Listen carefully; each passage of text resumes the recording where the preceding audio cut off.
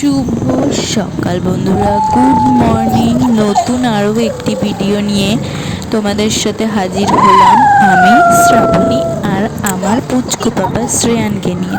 তো এই দেখো পাপা আর আমি কেমন লাগছে। আসলে মেয়েদের জীবনটাই হয়তো এরকম, বলো। কাজ, সকাল থেকে উঠে সমস্ত কাজ করতে হবে। তুমি যতই অসুস্থ হও না কেন, সমস্তটা একা হাতেই তোমাকে সামলাতে হবে। তো আমি মোটেও একা হাতে সামলাচ্ছি না, কারণ আমার বাবা, আমার মার অসুস্থতার জন্য আমি এই বাড়িতে এসে রয়েছি। তো সেই কারণে বাবা অনেকটাই হেল্প করে, না হলে আমি একা ছোট বাচ্চাকে নিয়ে কখনোই সবটা সামলে উঠতে পারতাম না। তো এই যে বাবা বাজার থেকে এসে দেখতে পারলে শাকটা ভালো করে ধুয়ে দিয়েছে, ধুয়ে তারপরে রেখে দিয়েছে। আমি রান্নার আগে এটাকে কেটে নেবো। আর এখন ঘুম থেকে উঠেছি, ঘর বারান্দাটা ভালো করে পরিষ্কার করে নিয়েছি, নিয়ে পাপার কাঁথা কাপড় ছিল সেগুলো কেচেছি। তো এখন বাবা নিয়ে এসেছে, দুধটা নিয়ে আসলো সকালে। তো এখন পাপাকে গরুর দুধ, যেহেতু 1 বছর হয়ে গেছে, আমি গরুর দুধ দিই। দুধটা ভালো করে ফুটিয়ে বোতলে দিলাম। আর ওই দেখো বাবা এখন শাক ধুলো। আর এই যে আমার পাপার খাওয়া দাওয়া কমপ্লিট, এখন আমি চলে এসেছি ছাদে। চলো, কেননা জামা কাপড়গুলো রোদ না দিতে পারলে কোনো কাজই কমপ্লিট হবে না। আর ছাদে এত রোদ বন্ধুরা, পা দিয়ে দাঁড়ানো যাচ্ছে না। মানে সকাল তখন কটা বাজে, ওই 9:45 মতন বাজে ধরো, আমি এসছি জামা কাপড় মেলতে, তখনই রোদে ফেটে পড়ছে। আর এই দেখো আমাদের বাড়ির সুন্দর টাইম ফুলগুলো, কি সুন্দর লাগছে না বলো দেখতে, কতগুলো হয়েছে না। এগুলো না ভোরের দিকে হয়, আবার ওই 4টে-5টার দিকে আবার মানে নুইয়ে পড়ে, আর বোঝা যায় না যে ফুলের কোনো অস্তিত্ব ছিল। তো আজকে জামা কাপড় বেশি ছিল না, অল্পই ছিল, সেগুলোকে ভালো করে ধুয়ে আগে মেলে দিচ্ছি, তারপর যাব নিচে। তো নিচে তো আসলাম, এসে ভাবছি আগে কোন কাজটা করা যায়। যেহেতু পরপর সকালের দিকে কাজগুলো একটু বেশি থাকে, তো আমি চেষ্টা করি একটু গুছিয়ে কাজগুলো করার, তাহলে হয়তো সময়টাও বাঁচবে আর আমার কাজগুলোও খুব তাড়াতাড়ি হয়ে যাবে। যদিও বা বেশি কিছু একটা রান্না করি না, মাত্র একটা শাক আর কোনো একটা মাছের ঝোল, এর বেশি কিছুই রান্না করি না। তো এই যে মশলা টশলাগুলো আগে একটু বেটে নিচ্ছি, কেননা তখনই বেজে গেছে অনেক বেলা, বলতে পারো ওই তোমার 12টা। বাবুকে ঘুম টুম পাড়ালাম, খাওয়ালাম, তো 12টা, 12:30 প্রায় বেজে গেছে। আর ভালোও লাগছে না, গরম লাগছে। তো এই যে কই মাছ এনেছিল বাবা, কই মাছটাই এই দেখো আমাদের বাড়ির গাছে লেবু, কই মাছটাই সজনের ডাঁটা আলু দিয়ে ঝোল করলাম, আর কুমড়ো সেদ্ধ দিয়েছিলাম, আর করেছিলাম উচ্ছে আলু সমস্ত কিছু দিয়ে চচ্চড়ি। এমন ঘুরিয়ে উঠলো, এই যে দেখো বসে বললাম, তাকাতে পারছি না আসলে, এত রোদ। এখন বাজে 1টা, আমার রান্নাবান্না কমপ্লিট। রান্না করেছি শাক আর মাছের ঝোল সজনের ডাঁটা আলু দিয়ে।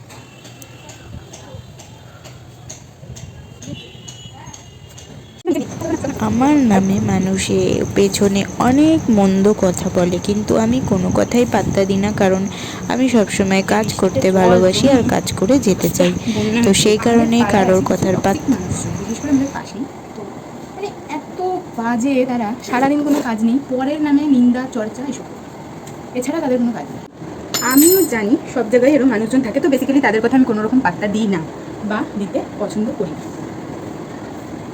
মানে আমার মার অপারেশন হয়েছে, আমি এসে রয়েছি, মানে একটু দেখাশোনা যতটা সম্ভব চেষ্টা করছি করার, তাতে করে তাদের হয়ে যাচ্ছে বিশাল সমস্যা। কেমন সমস্যা বলি? এই যে এটা আমার বিয়ের সিঁদুর কটু, দেখতে পাচ্ছি প্রায় 4 বছর হয়ে গেল এটা। আর এটা আমার বর কিনে দিয়েছিল, এই সিঁদুরের কাঠিটা আমার বর কিনে দিয়েছিল। এটা দিয়ে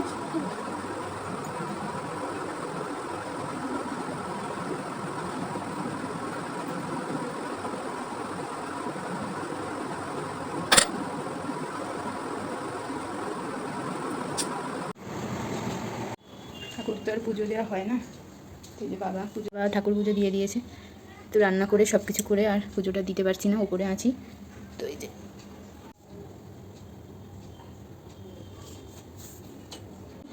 নিচে যে গিয়ে একটু খাবো, খিদেও পেয়েছে, আর জামা কাপড় কটা গুছাতে হবে, তারপর আমার পুচুকে খাওয়াতে হবে। চলো। বলেছে আজকে দিয়ে অনেকক্ষণ ঢেকে রেখে সব কিছু করছিলাম, জল দেওয়া হয়নি।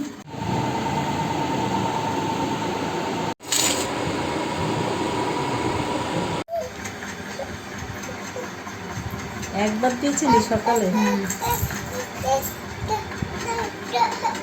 কটা বলেছে দাঁড়া দেখ। 5টা দানা দাও, বেশি দেবো না। ভালো ভালো ভালো।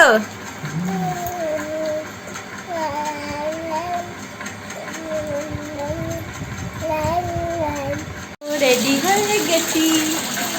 ঘুম পেয়ে গেছে নাকি?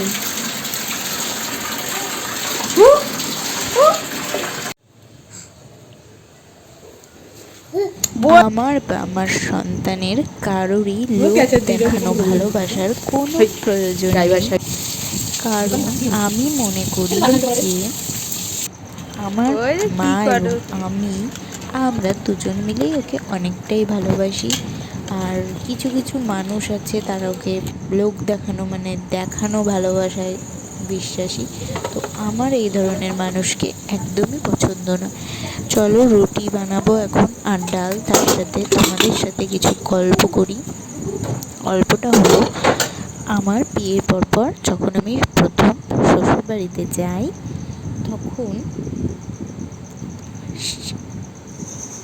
সেখানের কিছু মানুষ আমায় অনেক বাজে কথা বলতো, যেহেতু আমার বিয়েটা দেখাশোনা করে হয়নি না, সেই কারণে হেঁটে চলে এসছে হ্যান ত্যান নানান কথা বলতো। কিন্তু আমি কারোর কোনো কথায় গায়ে মাখিনি, একটা বছর পুরো মুখে কারোর কথায় কান না দিয়ে দাঁতে দাঁত চেপে সমস্ত কথা সহ্য করে গেছি, শুধুমাত্র একটা কারণে, যে মা বাবাকে কষ্ট দিয়ে নিজের ইচ্ছে মতো নিজের পছন্দের মানুষের সাথে চলে গেছি। সেখানে তাদেরকে আর কীভাবে মুখ দেখাবো বা তাদেরকে আর নিজের দুঃখের কথা শেয়ার করে তাদের দুঃখ বাড়াতে আমি আর চাই না। তো সেই কারণে চুপ করে সমস্ত কথা শুনে গেছি।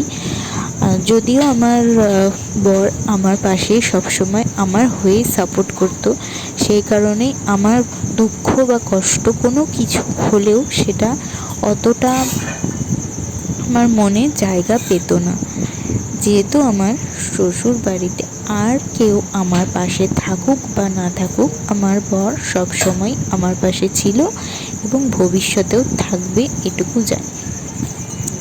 এটাই একটা কথা। দেখো, একটা মেয়ে তার সমস্ত কিছু ছেড়ে মা বাবা, প্রিয় মানুষ, প্রিয় বাড়ি, প্রিয় খেলনা, প্রিয় বিছানা, শোবার জায়গা, সমস্ত কিছু ছেড়ে যখন একটা নতুন জায়গায় নতুন পরিবেশে যায়, তখন সেখানকার মানুষেরও উচিত বা কর্তব্য দায়িত্বের মধ্যে পড়ে সেই মেয়েটাকেও আপন করে ভালোবেসে মানিয়ে নেওয়া। কিন্তু আমি সেরকম কোনো সাপোর্ট বা ভালোবাসা জিনিসটাই পাইনি। উল্টে আমাকে দিয়ে আরও যেগুলো আমি করতে না পারি, মার কাছে থেকে কোনো মেয়েই কাজ করে না, তো সেই জায়গা থেকে দাঁড়িয়ে একটা মেয়ে হয়ে আমার মাও আমাকে দিয়ে কোনো কাজ করাতো না, আমি যেটুকু স্বইচ্ছায় করতাম সেটুকুই।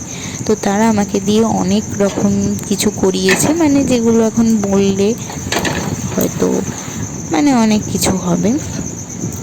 আর আমি সমস্ত কিছু সহ্য করে গেছি এবং হ্যাঁ, আমি অনেক কাজই পারতাম না, তবু আমি শেখার চেষ্টা করেছি এবং শিখেওছি।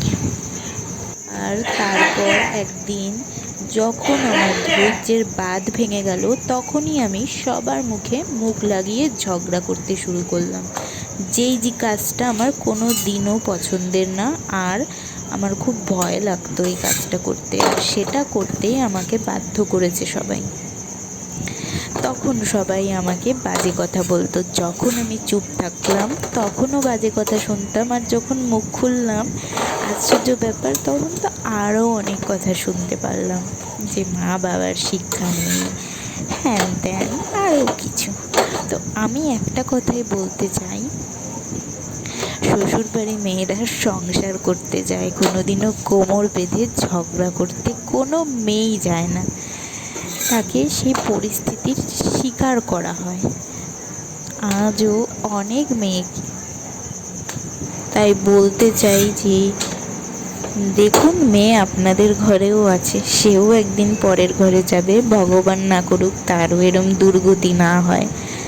সেই অভিশাপ আমি কাউকে দিতে চাই না। তো প্রথম বিয়ের 3টে বছর খুবই কষ্ট করেছি। প্রথম বছরটা বিশেষ করে নতুন পরিবেশে মানিয়ে নিতে গিয়ে, সবার মন জুগিয়ে চলতে গিয়েও আমি পারিনি। অনেকের অনেক কথা শুনেছি, তো সবশেষে এটাই বলবো যে নিজের স্বামী পাশে থাকলে না পৃথিবীর কোনো কিছুই অন্তত একটা মেয়ের কাছে কঠিন বলে মনে হয় না। তো আমার বর সবসময় আমার পাশে ছিল। আমার শ্বশুরবাড়িতে কেউই আমার পাশে নয়, তবে ওই একটা মানুষকে দেখেই গেছিলাম, আর তার জন্যই হয়তো বা এখনও আমি ওখানে রয়েছি বা থাকার ইচ্ছেটা আছে। আমার গল্পটা আবার কোনো দিন তোমাদের সাথে বাকিটা শেয়ার করব। চলো, আজকে রুটিগুলো বেশ সুন্দর ফুলেছে। তোমাদের সাথে গল্প করতে করতে আমার কাজও হয়ে গেল, আর ভিডিওটাও প্রায় শেষের দিকে। আমার ভিডিওটা যদি ভালো লেগে থাকে অবশ্যই কমেন্ট করে যেও। আর আমার এই গল্পের সাথে তোমরা কি তোমাদের জীবনও রিলেট করতে পারো, তাহলে অবশ্যই কমেন্টে তোমাদের জীবনেরও কিছু কথা লিখে যেও। টাটা, বাই, আবার দেখা হবে কোনো ভিডিওতে। ততক্ষণের জন্য তোমরা ভালো থেকো, সুস্থ থেকো।